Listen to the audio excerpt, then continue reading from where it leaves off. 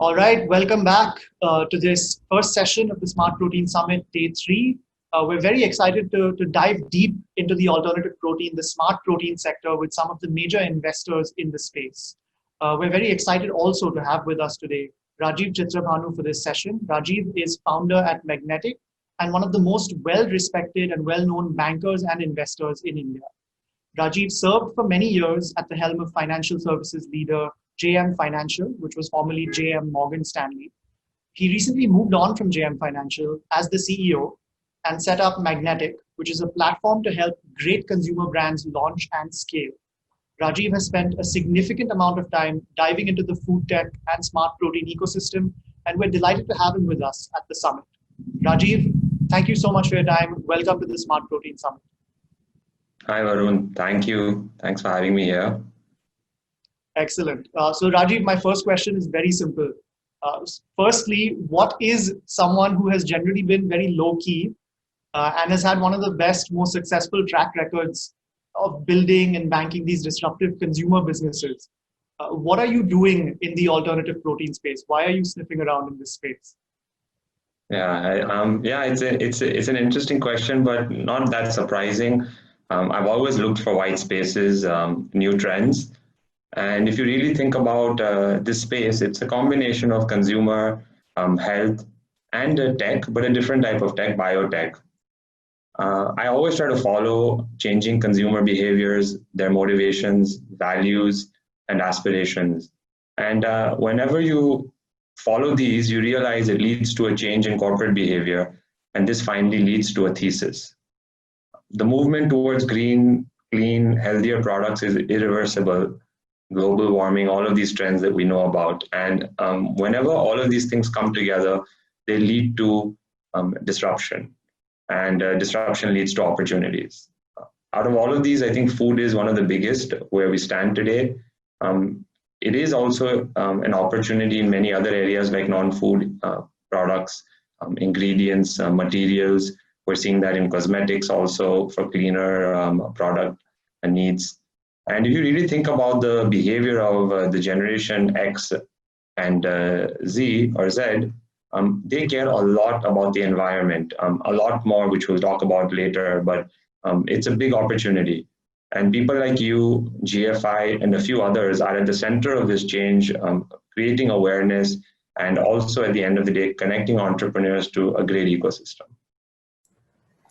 Rajeev, over the course of the summit, we've discussed the state of the Indian and the global industry. We've heard from some of the early stage entrepreneurs as well as global leaders in this industry. Now, your perspective as a former leading banker turned full-time business advisor and investor is truly unique. Based on all the investigations you've undertaken, where would you say the Indian industry is currently? In one sense, the Indian industry is at its infancy. Globally, there is a lot of movement happening.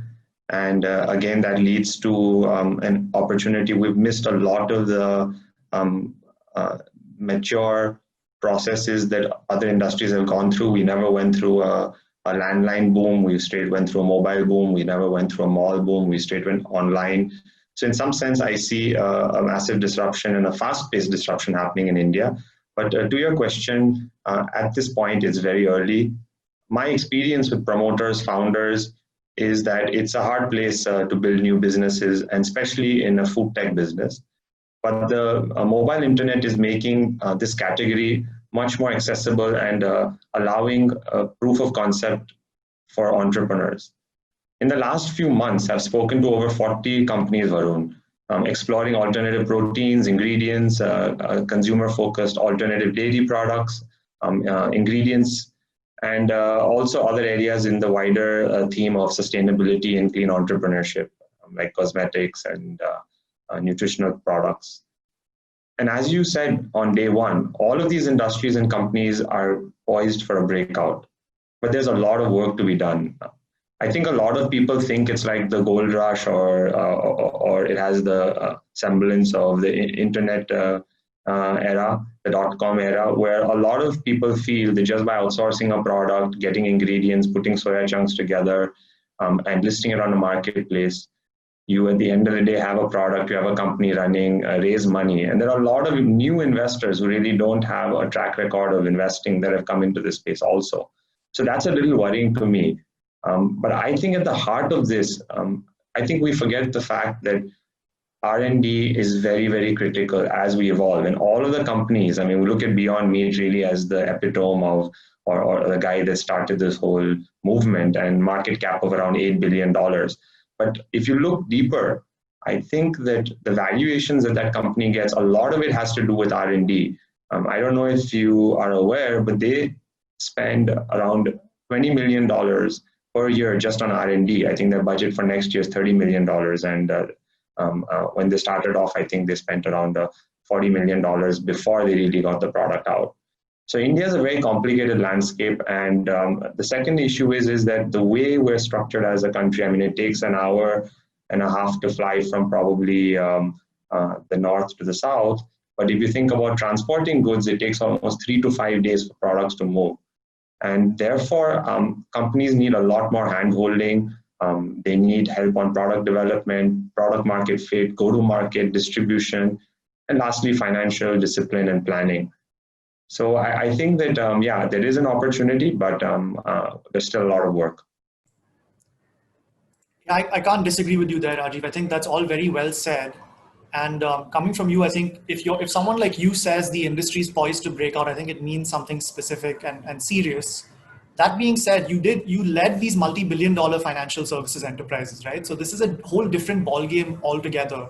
So if I may ask, in the investment world, people would say if you're too early, it's the same as being wrong. So why don't you have very harsh diligence classes on here? Why are you looking at this space seriously as a former, and I would say a reformed banker? Why are you looking at this space seriously? Yeah, I mean, so I think Varun, if you look at the two things over there, the first, I think you look at the meat industry globally, it's $1.4 trillion and it's expected to go to $2.7 trillion in the next 20 years. The estimated all protein market is estimated to go to anywhere from $90 billion to $470 billion within this space. Let's look at all the trends. Livestock production, as we all know, accounts for 1/3 of the global crop plant. It's putting so much of pressure on land, electricity, water. We have themes like global warming, which everyone's talking about. I don't know if you read the report by University of Oxford indicating that 15% of the global green gas emissions are coming from eggs, milk, and meat. That's actually greater than all transportation combined, and when I read that, I was so surprised. And all of this is leading to deforestation, biodiversity loss, water pollution, and we obviously know about the CH4 or the methane emissions that come out of this. So this will all lead to change. And as I said, the younger generation really cares about it a lot more. I think, if you look at the baby boomers, they're a bit stoic about it, but the young ones, they really care about it. And whenever you have, again, change, disruption happens. And whenever disruption happens, it is always a catalyst to drive demand. New categories emerge and new companies rocket, and you have old incumbents who don't adopt, they're driven to the ground.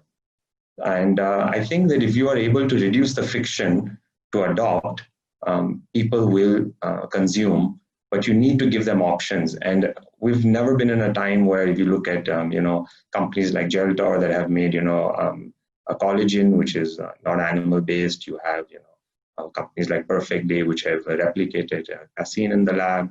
When you see great companies like Beyond Burger, Impossible Burger, you see all these companies, there is adoption happening. And look at this, you look at GMO, you look at organic foods, they disrupted a lot of the markets. And I think those were nothing compared to the opportunity now. If you look at gluten, you look at dairy, if you look at the shelves right now in the US supermarkets, almost 30% in the last 15 years have become non-dairy milk. It could be soy, rice, hemp, almond milk. So, and look what happened to pork. Very close to our home. Look at it. Almost after the African swine flu, look at the consumption adoption of, Omni pork and artificial pork products. So Throughout my life, I've backed companies and spaces very early at a time when people felt there's no scale, markets did not exist. I backed mobile gaming very early on, rental furniture, pure play diabetes companies, subscription snacking, all of these things which that time seemed crazy. And I think right now, we're at that cusp. I think secondly, the more important is this is a space I'm very mission aligned to. I'm also basically in agreement with what GFI India and some other organizations are doing. And I want to help entrepreneurs who want to do something in the broader alternative protein and clean entrepreneurship space. And due to a combination of my upbringing and my life experiences, this makes perfect sense. That's great, Rajeev. And actually, yeah, I mean, everything that you just mentioned related to, of course, the greenhouse gas emissions, the planetary health aspects, that's why we do what we do at GFI as well. And specifically at GFI India, we also think that it's possible to catalyze a supply of protein that leads us to abundance, that takes care of problems like malnutrition. But we're going to need to drive down the cost and increase the variety of products many fold before we're able to get there, of course. I think a major piece of this, which is really important, that you've said a couple of times already, is that people are consuming animal sourced goods, whether it's food, leather, cosmetics, all of this stuff. They're consuming them in spite of the way that they're produced. They're not eating them because of the way they're produced, or they're not using them because of the way they're produced for the vast majority of people, right? There's this latent demand for all of these goods, but there's also this idea that, if there were an alternative that satisfied people on the basis of things that matter to them, taste, price, functionality, look, feel in the case of leather, etc., then they might switch. It really shows that there's a strong market pull for anything that can satisfy that latent demand, but is made in a better way. Would you agree with that? Yeah, absolutely, Varun. It's so true. There's a lot of research out there on, if you look at it from baby boomers and how they consume to Generation X, Generation Y, and Generation Z, Y being the millennials, and then Z being the latest arrivers. And if you see, this research suggests three very interesting things. Companies need to be attuned to three implications if they want to cater to the young population. And obviously, some of the countries, especially India, it has one of the youngest populations. So this research becomes very relevant in the context of India and countries which have a very young population. And that is that if you really map the behavior and the motivations of these youngers, consumption for them is access rather than a possession, number one. Consumption is an expression of individual identity, which means that they don't really care about what somebody else feels. They're going to basically follow their own path, their own conviction. And lastly, the research points to the most important thing, which is consumption for them is a matter of ethical concern. And that's why, it's a little rhetoric, but I mentioned about the motivations of a lot of these consumers and to be consumers. So if you give them options, they will embrace them at the fastest pace any other generation has.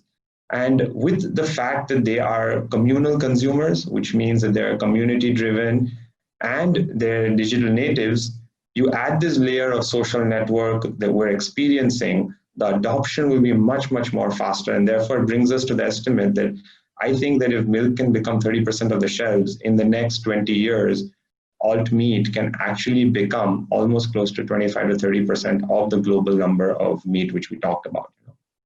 So yeah, I totally agree with you. Wonderful. So, we've established that we kind of agree about the market pull for this entire space. We think that it's more than something of a kind of a meaty flash in the pan, so to speak, but we still need to kind of make the economics work, let's say. So let's get to the exciting part here, Rajeev. This is kind of the thing that we've been wanting to discuss, right? Based on everything you've seen, could you tell us a little bit about the platform that you're building, the kind of support that you're providing to entrepreneurs and how you're helping them navigate all of these challenges that you mentioned earlier? Yeah, sure, Varun. I think the whole purpose is how do you help entrepreneurs race through the various stages, be it in the early parts of their life cycle, where go-to-market and unit economics are very important, or late stage where a lot of key decisions like M&A, fundraising, IPO, strategic investment decisions need to be made. Throughout my career, I've seen that, if you're able to add value to founders, it really makes a big difference. It's not just capital. And through my own network, friends like you, GFI and other organizations, I've built a platform for supporting entrepreneurs ranging from product development, research, which we talked about, packaging, digital marketing, finance, distribution, to help these entrepreneurs scale. Having brought all of these pieces together, I'm proud to say that I'm announcing a vertical within Magnetic focused on clean consumer-facing products, understanding their issues, and obviously motivated by my personal interest in this space and the global trend and the network that I have across PE firms, venture capital firms, and corporates, and finding a way to act as an advisor and capital provider to them. The goal here is to create huge impact by backing innovative, most ambitious, and most mission-aligned people and giving them the tools to kind of lead in their space. I've already onboarded 3 companies at different stages in the all protein space. One of them presented as part of the Smart Protein Innovators Showcase, and the other one was there last year. And I'm looking forward to working with GFI India team and your partners in the community to identify more such companies. Fantastic. Okay, so entrepreneurs who want to then access this kind of advisory can, I suppose, reach out to you or to people in the network to get things moving. Is that correct? That's right. That's right. Very interesting. I would say, Rajeev, this is exactly the kind of thing that the space needs. I agree with you that capital is not lacking within the ecosystem, right? I can tell you that ever since Beyond Meat went public last year, and Beyond Meat was supposed to go public at a price of $25, okay? They opened at $49 on the day. At the end of the day, I think they were at 150. So that's a massive pop. They were at 125 or something like that. And I think they're now at about 160 or something. And like you said, the revenues actually kept up, right? The revenues tripled year on year for Yes. each of the quarters that they've had. So the point that I'm trying to make is, ever since that happened and that pop happened, I don't think people in India live under a rock. Even if the sector hasn't taken off in India yet, my phone has still been ringing off the hook with investors getting in touch saying, where's the Beyond Meat of India? So I don't think capital is a constraint in the ecosystem. It's the kind of handholding that you described. There is an opportunity to build out this kind of network and include downstream funders as well as the industry and specific companies mature. So for instance, we've talked about this, the Canadian pension funds mega investment in Perfect Day. You referenced Perfect Day earlier. They make, using recombinant protein manufacturing, they make milk proteins. This is a fantastic milestone for that company and for the entire sector, because it indicates that very serious financial investors are seeing that this is a very good opportunity, even though it's a still quite nascent industry. Do you think that there's potential for companies in India to attain that level of scale? And what kind of hindrances would you see, basically some of the things that you mentioned earlier as well, to getting to that level from where we are now? Do you think we can get to that level? I think traditionally, again, we've been a little bit shy in terms of investing in research, and both the names that you mentioned, and we talked about it earlier, Perfect Day and Beyond, they have invested again a lot into research. I mean, Perfect Day is really a background of the founders is again biotech. And if you see all the companies that are getting funded, there's a company in Israel that got funded for creating chickpea flour. I mean, again, $200 million valuation. I think all of these companies have a lot more than just a product. So if we take that approach, and we've always been, in some sense, we want quick results. But if we do take it, we have all the capabilities. I mean, look at our STEM capabilities in India. If we do take a slightly more research-oriented 100%, I mean, we have the market, we have the consumption, we have young population. And I think that there's also a huge amount of indigenous crops, which allows us to nurture and support and actually bring down the pricing of some of these alternative products. I mean, it's no longer just soy. It's gone way, way beyond that, using pea isolate.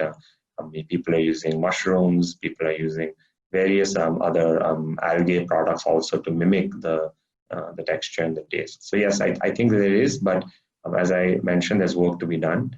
And we're actually open to working with downstream or co-investors as long as it helps the company scale. the next steps for us will be to create specialized partnerships to support more and more companies, so that we can accelerate this. And we should take this platform eventually across Asia. And I'm looking to scale our collective impact as a community, as corporates, as much as possible, so that there's an opportunity that we all can capture. Fantastic, Rajeev. Thank you so much. And we're very excited for Magnetic to take more further steps in this space. You've already mentioned you're backing a few companies and helping them launch and scale. We look forward to your continued partnership, all the other partnerships you will build, and we hope to help you scale this vertical within Magnetic across Asia, as you've just said. Rajeev, thank you so much for your time, and thanks for being a part of the Smart Protein Summit. It's been great having you here. Thank you, Varun. Thank you for having me.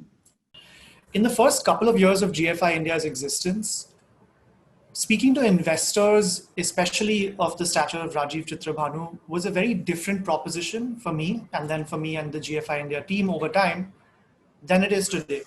In fact, the first few investors that I talked to, when it was just me as managing director of myself in the GFI India team, they said that the alternative protein space was not interesting to them at all, that it was a niche market, that it was something that was weird. They didn't quite understand why it would exist, and especially not in India.